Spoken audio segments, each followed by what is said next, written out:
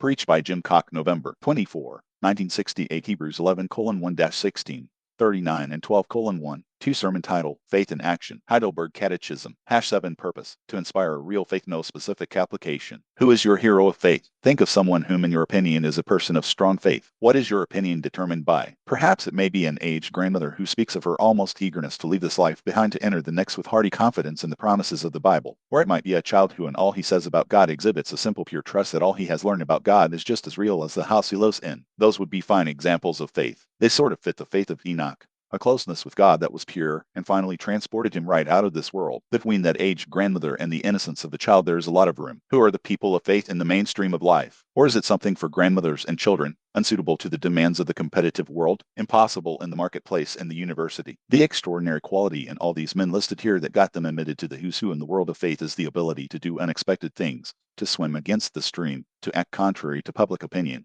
to resist easy answers, to reject the easy way, to reject pessimistic outlooks, to act with confidence toward the future. This all-star team of the athletes of faith is characterized by men who displayed by an act or by a series of actions that they indeed trusted that God would be good to them. Faith is seen in Noah, who built the ark. Faith is in Abraham, who got up from the TV set, put down his glass of beer, and went to a new country. Faith enabled Isaac to promise his sons they would be rich and prosperous. Faith enabled Jacob to promise God's goodness to Joseph's children even though their mother was an outsider. Faith enabled Moses' parents to hide him, risking death. Faith enabled Moses when grown to refuse riches and choose to be an underpaid prophet to his people, and so forth. Faith is indistinguishable except in the aged and in children, and perhaps sick.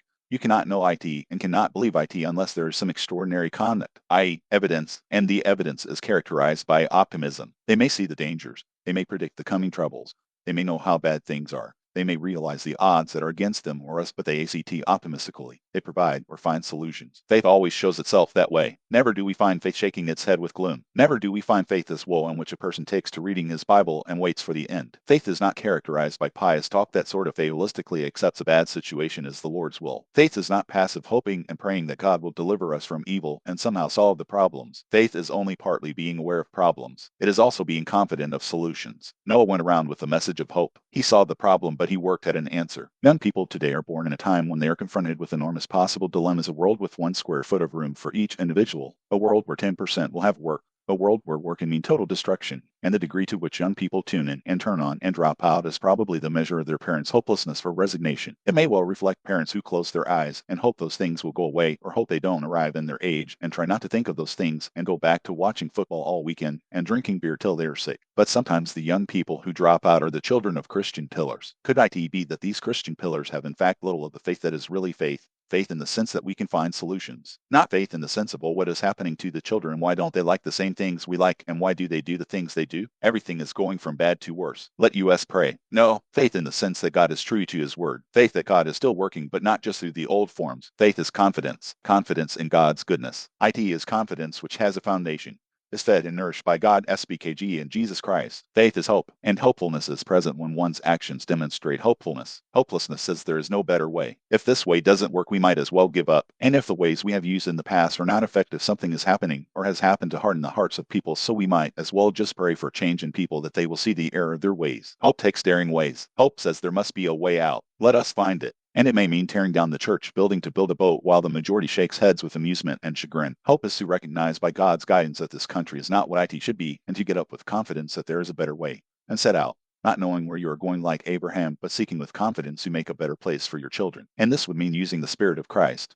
with the Christ making us dissatisfied, and the promises of God as our source of confidence. Helplessness would be to stay put, to be dismayed over the way things are developing in and sink a little lower into your chair in front of the TV and open another can of beer. Hopelessness is to claim for the so-called good old days the solution to today's and tomorrow's challenges and problems, for that means the present and future cannot meet the challenges. Hope or faith steps out and dares to face the problems with the confidence that there can be a better way. Helplessness steps out too, but often in escapist ways. The actions of many youth are the acts of despair. There is no future. Take the immediate thrill. The acts of faith are appropriate to the problems. Faith acts move toward solving the problem. Faithless acts move toward avoiding and denying the problems. Hopelessness may be the way of the majority. Hope makes its moves against popular opinion. in the face of opposition, despite the odds against it. Against this background, how do you rate on confidence? Are you a man or woman of faith? Do you have hope? The measure seems to be whether or not you have such confidence in God's promises as to be able to act toward the future with optimism. For some of us, there is too much residue of hope for resurrecting the past or for bringing humanity back to Ur, or the Chaldees' life was so settled then. For some of us, there is a wistfulness that longs for the time when young people will like just what we liked in youth. For some of us, we see time marching on and God standing still, and our only hope,